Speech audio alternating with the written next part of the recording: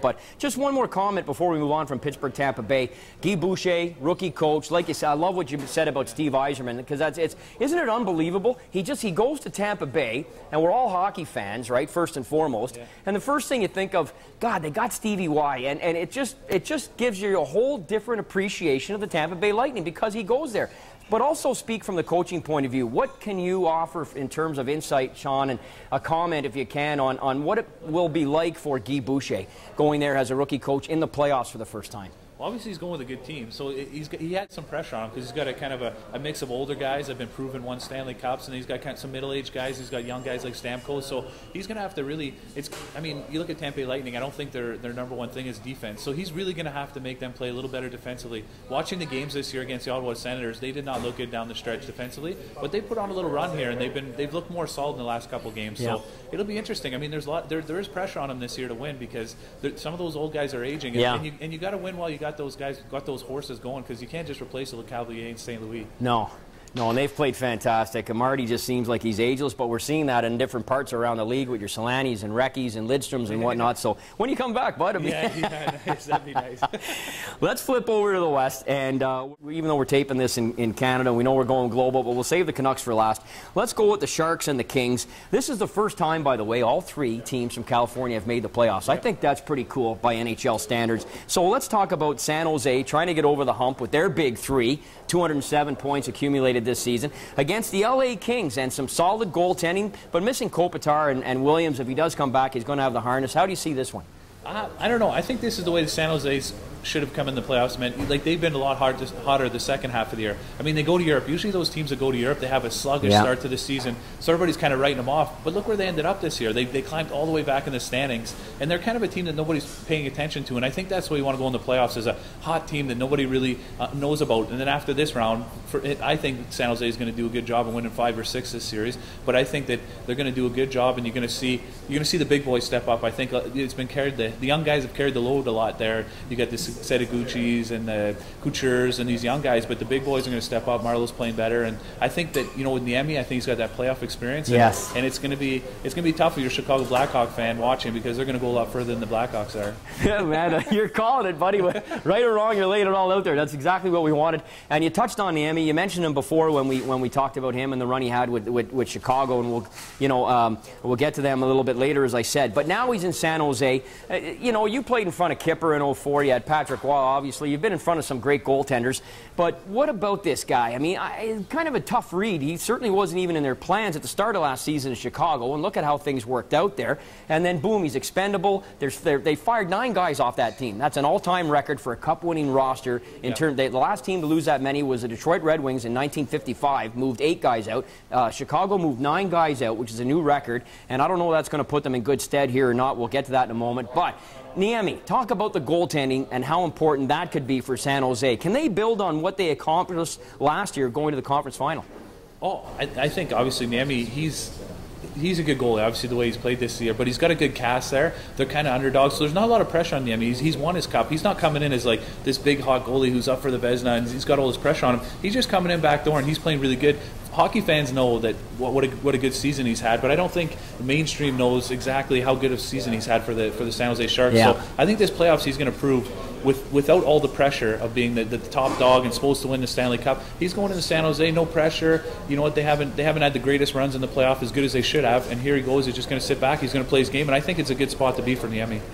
I like it as well. Let's see how that one plays out. Let's move along to Detroit and Phoenix. Now, this one here, I mean, the Phoenix Coyotes, kind of a tough team. I don't know that a lot of people first of all, it seems like every 6 weeks we wonder if they're still there. Yeah. There's been so much speculation on when they're going, where they're going, and everything else, whether it's Winnipeg or someplace else. There's been a thousand things speculated there. And you got the old war horses in Detroit, all the multiple cup winners. You alluded to it off the start of the show. How do you see this one playing out, Sean?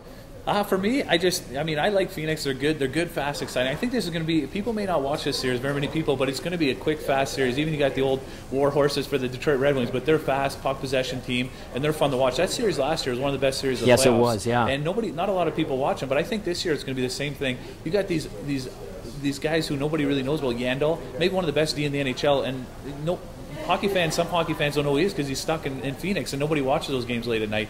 But you obviously have the Detroit Red Wings, and you got Lidstrom. Who knows? Maybe his last year. But the way he's playing, he play another 10 years. I don't know if he's made a decision for next year. But I think the Detroit Red Wings last year, I think all their older guys went through the Olympics. They went to the Cup Finals the year before. Yeah. They had a long run. And I think losing out in the second round last year wasn't a bad thing for them, because I think this year down the stretch they haven't been hot of late, but I think they're just gearing up for playoffs. I think the Detroit Red Wings may surprise teams, and I think they're just gearing up for all their old boys just to win one last cup. So I wouldn't be surprised if, for me, I think Detroit's going to win in 6, I hope 7 games, but I think Detroit's going to win this series, and I think Detroit could have a good run in the playoffs here. You mentioned a couple things there for sure in Detroit and their experience. Phoenix, which a lot of people don't know, Yandel had an outstanding season. He's definitely, I think, going to be in the top 3 for the Norris, or he very well. I mean, well, you got about half dozen guys really that could get votes this year, but he's going to get a lot of votes. There's no doubt about it. They've got 8 guys with 15 or more goals. So we're not talking here like the 77, 78 Bruins with 11, 20 goal scorers, but by today's standards, that's pretty darn good. Yeah. And even though even Shean Donovan led with 20 or something like that, that's not a lot, but they've obviously got scoring by committee. And that means a lot. And you mentioned the series last year going 7 games. They got badly beaten in that Game 7, but a tremendous series up until then. But you also touched on something else. Now, after your run in 04, the NHL goes into a lockout. But if you could just talk, Sean, if you could, about what it's like to get into training camp so soon, seemingly so soon, after a Stanley Cup final, regardless of where you're playing the next year. In that, your case, you had the lockout. But I mean, the Detroit Red Wings had to, like when they won the Cup in 02, they got beat in the first round in 03, and they're back on their horse winning cups again, like in 08 and go to the finals in 09. How much does it take out of you going to a final like that? Oh, I think it's unbelievable. Like right now, it's April and guys are out, but the playoffs are just. Guys are find ways to elevate their game. It's unbelievable the difference between a playoff game and a regular season game. A playoff game is just everything is instinct. It's just guys are firing. They're trying to kill each other. I mean, it's awesome. It's just I love playoffs. And growing up in Canada, all you could think about you never played in the streets. Oh, I'm going to win the President's Trophy. No, you want to win the Stanley Cup. And when that season starts, that's the most important time of the year. You spend all season long just trying to get in the playoffs. And once playoffs starts, it's the next season and everything goes out the window. It doesn't matter. And I don't know. It's just an exciting time of year. So it's going to be. I can hardly wait. You got me pumped already right now. I'm going to have to order a beer after this show. Anaheim, Nashville, one that we got 2 more to go here. Anaheim, Nashville, hard to kind of put our finger on this one. Nashville really had all those home games down the stretch and really took advantage of it, got themselves in a playoff spot. Both these teams end up with 99 points, but the Ducks right now with Perry and Getzlaf and Ryan look to be the superior team on paper. How do you see it?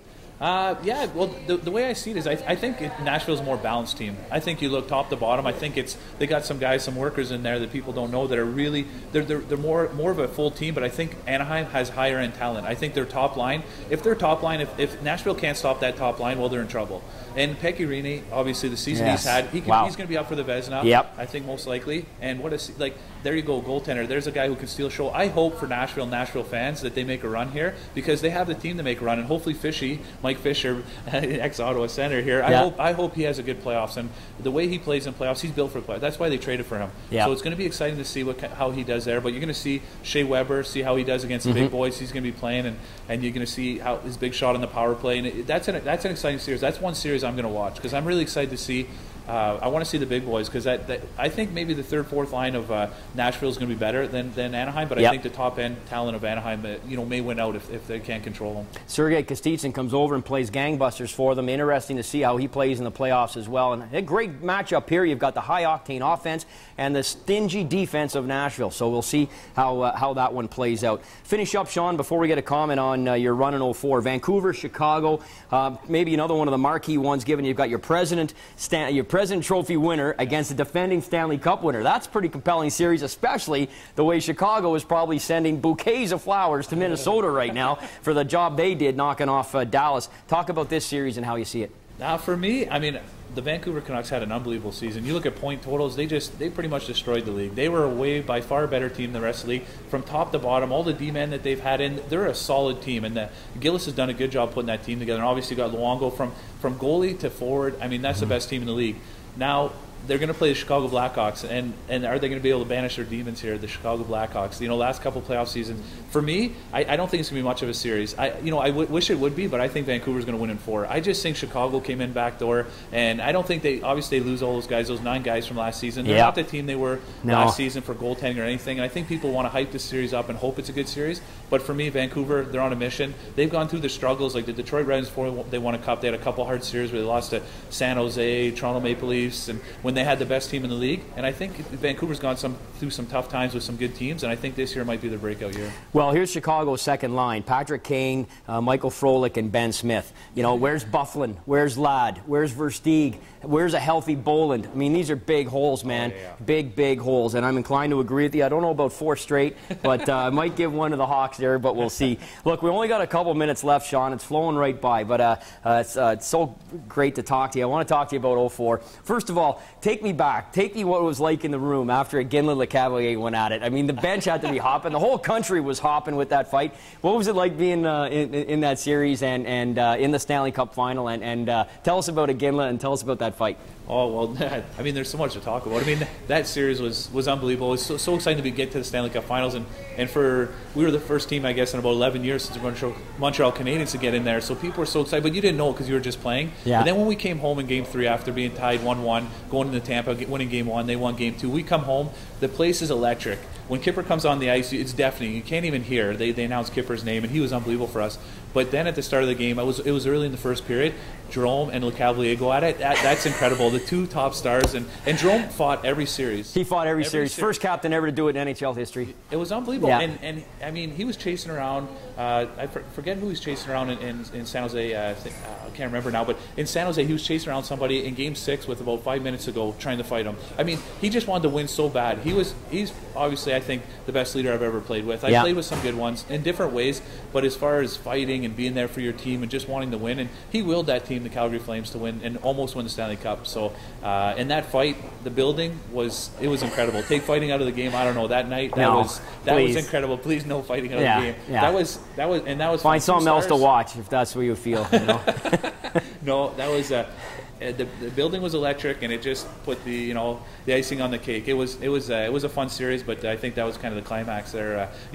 For us, we lost it, so that's the climax. Well, you know what? You can speak to it, and we're going to have this opportunity again, hopefully. We got so much more I can cover off with you that we didn't touch on. But Wayne Gretzky said it best, and you can speak to it. There's 4 parts to every season: exhibition or preseason, regular season, playoffs, and Stanley Cup Finals. And he says each one gets progressively harder, more physical, more demanding to play. You played in all of them. So, Sean, thanks so much for joining us today. That flew by, but we got a real good synopsis of the 8 series. We got a little bit of play-by-play of 04. I know you didn't win it, and you would have given your eye teeth to do so, but you're going to look back on that, I think, when your career's done fondly, as a tremendous accomplishment, and so you should, with your gold medal in the World Juniors, your outstanding play here with the Ottawa 67s, and a career that saw you play exactly 1,000 games in the National Hockey League. So, very thrilled to bring the first show here out of the gate at Liam Maguire's Restaurant on Saint Laurent Boulevard for liamsci.com and prosportsblogging.com. My name's Liam Maguire. On behalf of Shean Donovan, we'll be back with another show soon. Watch on the website for the updates. Thanks for watching.